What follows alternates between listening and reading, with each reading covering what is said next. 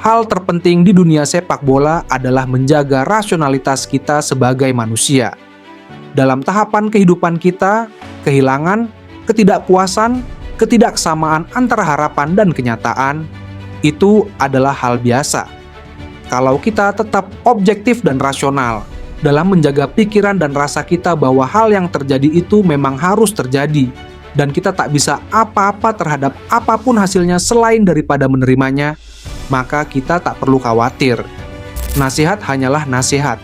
Bagi Pep Guardiola dan Man City saat ini, sepertinya sudah kehilangan akal sehat. Kenyataan yang diterimanya tak sebanding dengan apa yang sudah mereka kerjakan sejauh ini.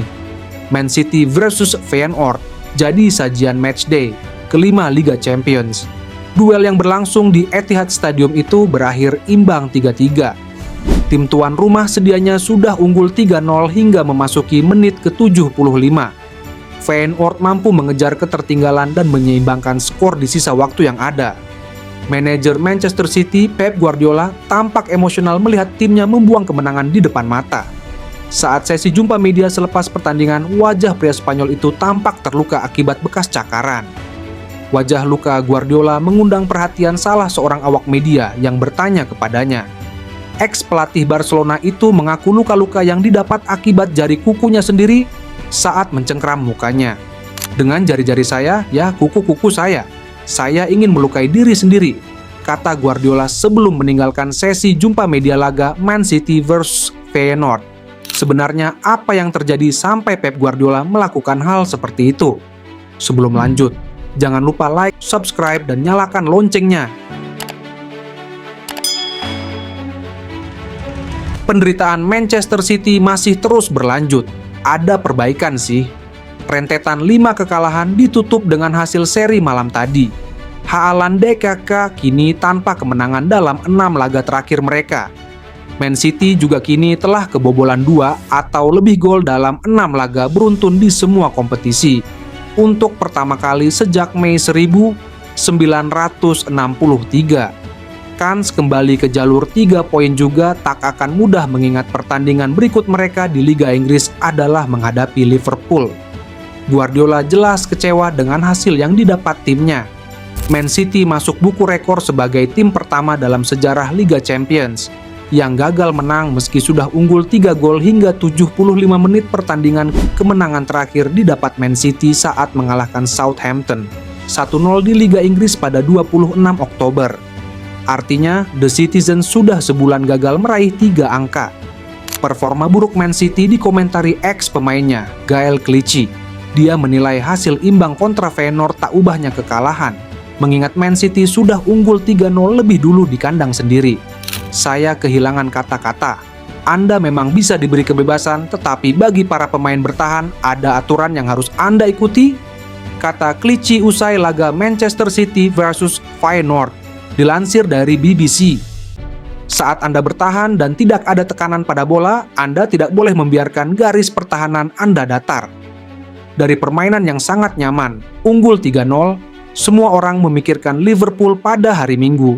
Dan sekarang dengan skor 3-3, ini terasa seperti kekalahan.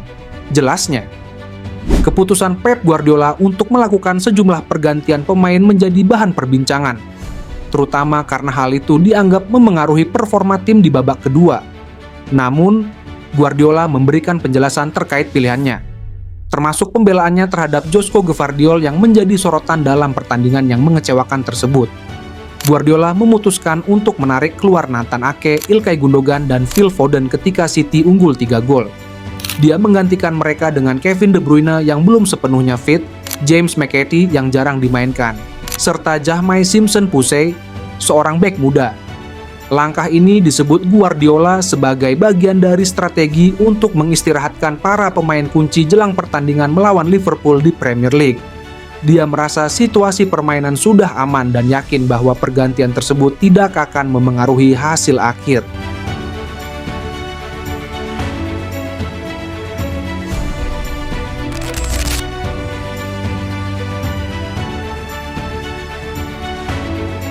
Banyak analis berpendapat bahwa absennya Rodri akibat cedera menjadi faktor utama penurunan performa tim. tanpa pemenang Ballon d'Or yang biasanya berfungsi sebagai pengatur permainan di lini tengah, tampak jelas bahwa permainan The Citizens menjadi lebih rentan. Selain itu, ada anggapan bahwa rata-rata usia pemain di skuad Manchester City terlalu tua untuk dapat terus bermain sesuai dengan filosofi yang diinginkan Guardiola. Namun, penting untuk menyoroti juga peran Erling Haaland dalam situasi yang sedang dihadapi oleh tim ini. Meskipun Haaland merupakan salah satu pencetak gol terbaik di generasinya, dengan catatan mengesankan 75 gol dari 78 penampilan di Premier League selama 3 musim terakhir, keberadaannya kadang-kadang mengurangi fleksibilitas permainan Manchester City, baik dalam penguasaan bola maupun saat tanpa bola. Dalam laga melawan Tottenham, Haaland hanya menyentuh bola sebanyak 24 kali sepanjang pertandingan.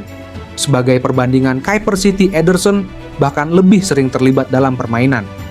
Tidak ada pemain utama lain yang lebih jarang berkontribusi dibandingkan striker asal Norwegia ini. Meskipun ia memiliki peluang untuk mencetak gol, Haaland seringkali terlihat terasing di lapangan. Ketika tidak menguasai bola, ia dinilai kurang efektif dalam melakukan tekanan dari lini depan. Dalam kekalahan melawan Spurs, ia tidak mencatatkan satu pun tackle. Sebaliknya, para pemain Tottenham seperti James Maddison, Dejan Kulusevski, dan Brennan Johnson berhasil menciptakan tekanan tinggi yang menyebabkan kesalahan pada tim Man City. Situasi ini jelas bertentangan dengan harapan Guardiola terhadap penyerang-penyerangnya. Walaupun tampak tidak adil untuk menyalahkan Haaland atas masalah yang juga dialami oleh lini tengah dan belakang, kenyataannya Man City terlalu mudah ditembus oleh lawan. Salah satu faktor yang mungkin berkontribusi adalah kurangnya tekanan dari lini depan, yang biasanya dipicu oleh pemain seperti Haaland. Ketidakmampuan Haaland untuk menjadi penggerak utama di lini depan menyebabkan Man City kehilangan ritme permainan yang diharapkan. Saat ini Guardiola menghadapi banyak tantangan. Kevin De Bruyne yang merupakan salah satu pemain kunci akan mengakhiri kontraknya di akhir musim ini. Di sisi lain, Kyle Walker tidak menunjukkan performa yang sama seperti ketika ia menjadi andalan The Citizens. Selain itu, Rodri diperkirakan tidak akan kembali bermain hingga musim panas mendatang. Jika keadaan ini terus berlanjut, Man City berisiko kehilangan kesempatan besar di musim ini.